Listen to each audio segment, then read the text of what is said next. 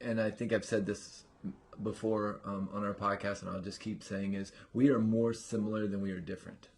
And when you share your shame, when you talk about it out loud in a not in a woe is me way, but in a way of being curious about it and just allowing it, kind of catharsis, kind of allowing it to go out of your system, you'll find out that you will share it with the right people, Mm-hmm.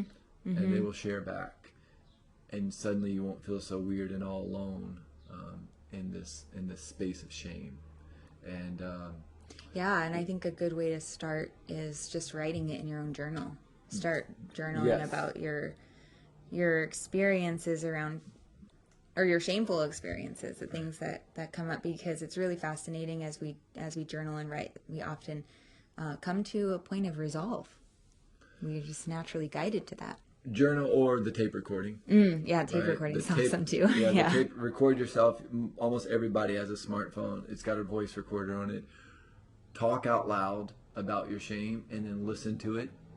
Like play it back and listen to it, and hear what you're saying, and you'll go, "Oh wow, really? Like that's what's been dictating and controlling my life." Okay, it's time to let that go. Yeah, yeah, yeah. I love that. I'm really glad that you brought up the badge of shame, because I really do want to say one other thing about this, because um, we do so often hold ourselves to our badges of shame, and I think that there's actually benefit to the opposite of wearing a badge of belonging. And and Clarissa Pinkola Estes, who is also, she's actually also, she's a psychoanalyst, a Jungian analyst, and so she also talks a lot about the archetypes, and I love her work. She wrote the book Women Who Run with Wolves, and she has on Audible, she has a series. It's not a book, it's a lecture series on Mother Night. It's called Mother Night, and it's the journey of the wild woman into the deep parts of our psyche and intuition. And oh, it's such a great series if anybody is wanting to really get into the deeper parts of self and learning how to listen to she calls it learning how to see in the night and listen to ourselves in a deeper way. But what she says every time she opens is that we are the tribe of sacred hearts, many of us Scar Clan. So she creates a sense of belonging just in saying that. But then she also talks about that she actually wears a badge that is a symbol for the tribe of the Sacred Hearts.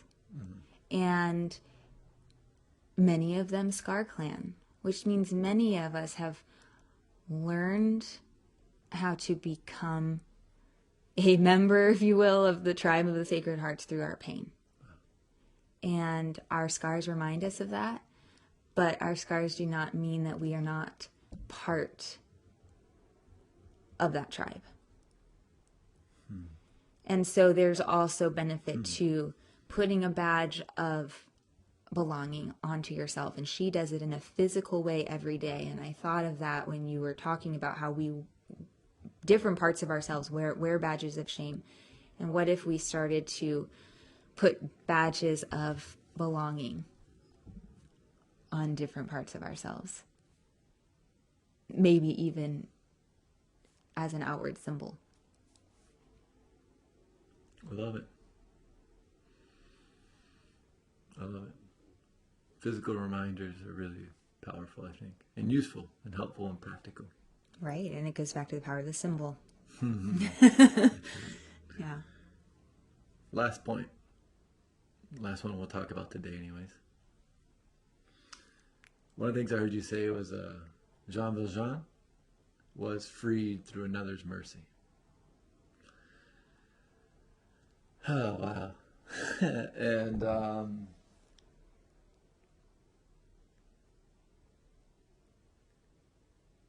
really hit me. Like, really hit me. I'm going to do my best to not get emotional now. because sometimes it's tough to let go of our badge of shame alone. It's tough to let go alone, and sometimes we want to let go. Parts of us want to really, but other parts of us are just terrified of what will happen. Who will be alone in the world if we let this thing go? Who's going to accept me on the other side? And so this idea that he was freed through another's mercy reminds me of all of the people who have helped me get to where I'm at. I think sometimes, in our society, we have this idea that we just do things like, I did it, I made this happen. No, you didn't. No, you didn't. If you believe you got to where you're at alone, like you're the man or you're the woman or you're the boss, whatever this idea is in your head, I would invite you to start finding the truth.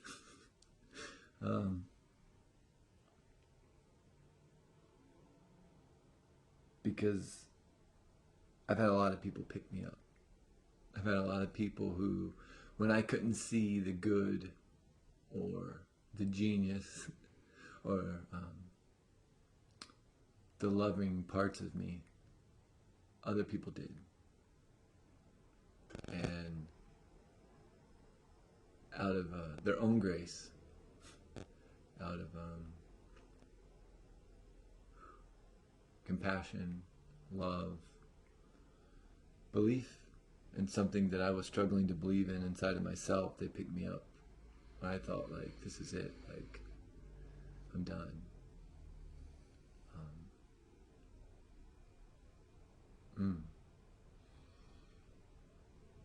They lifted me up. And it's through in some ways, their mercy that my cup was refilled.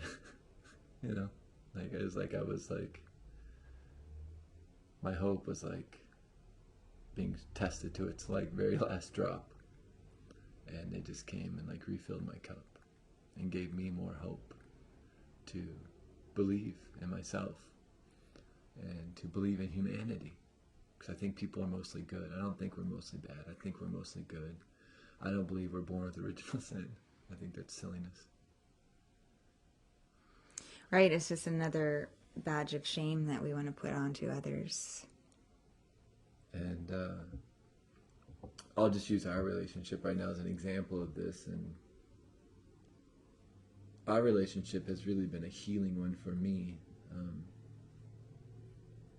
because I have so much respect for you. I have so much admiration for you beyond our intimate relationship and being my wife. There's a lot of things about you that I really respect. I have a lot of respect for. And so I would see the kindness and the generosity and the openness and willingness to see me as I am and listen to me and ask me questions, and then not abandoning me when you heard the answers. And it started getting me to go, well, if this person that I have this much respect for is willing to hang in there with me and love me, even though they have this information about me, even though they know that I've been to these low, whatever that means, places in my life, even though I've had these experiences that I have shame around or guilt around, or that I torture myself around, this person still loves me. This person's still open to continuing to experience life with me. So maybe I should love me. Maybe I should love me. If this person that I respect and that I have this love for and admiration for and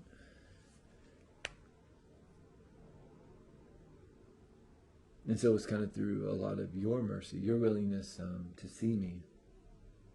Like, see me, see past my reactions, see past my outward defenses and guarding, and to actually see me.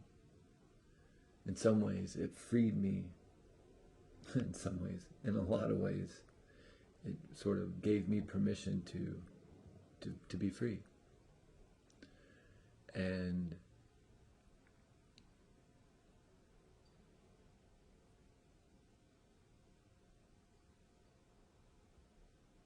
that's really, I think,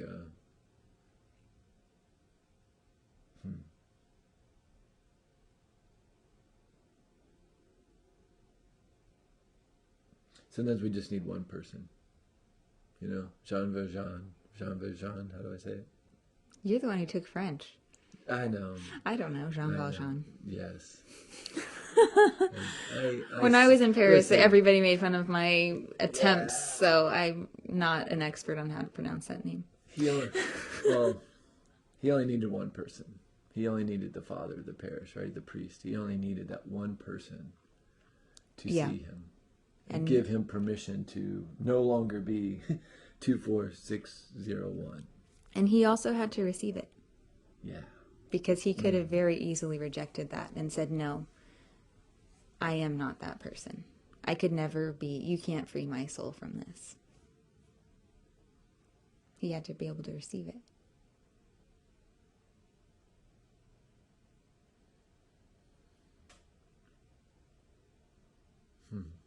So people do help us, and people can be beacons of light on our journey. And they certainly are, and they certainly do help us. But ultimately, it is up to the parts of ourselves whether or not we choose to reflect back that light, to say, okay, you know. I do know, and while I 100% thank you for saying that, because parts of me needed to be reminded that there's been a lot of challenges that I've overcome so that I am capable of receiving, allowing myself to receive. I would say receiving is something I work on a regular daily basis. But the more safe I feel, oh yes, yeah, the easier it is to receive. And so I think works together. It works together. Hand in hand. Right? Because for me, there is a lot of, there's a lot of fear of being abandoned, which goes back to a lot of past experiences that if I opened up, if I am vulnerable, if I am willing, that at some point it's going to be too much.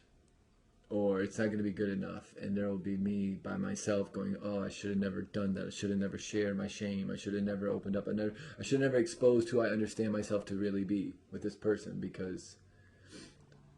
And so there is a certain level of safety, like you said. Again, going back to what we said earlier, it's a relationship. Right? And...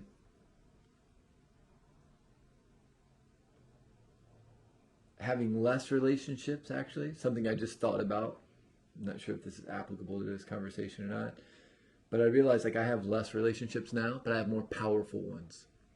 I think sometimes social media has led us into trying to build up our following, but we're not having real relationships with people. And so it's hard to be authentic or be myself or to really share my shame in a way that's healing or impactful when I'm doing it with 20,000 followers, because I can't really the energy of being in our space for 5 years, and having this little house of healing that we've been in, I was just, so there's something about the quality that my mind's exploring right now that maybe I'm not able to articulate 100%, but maybe it was just a subtle call to action to whoever's out there listening to maybe look at the quality of the relationship.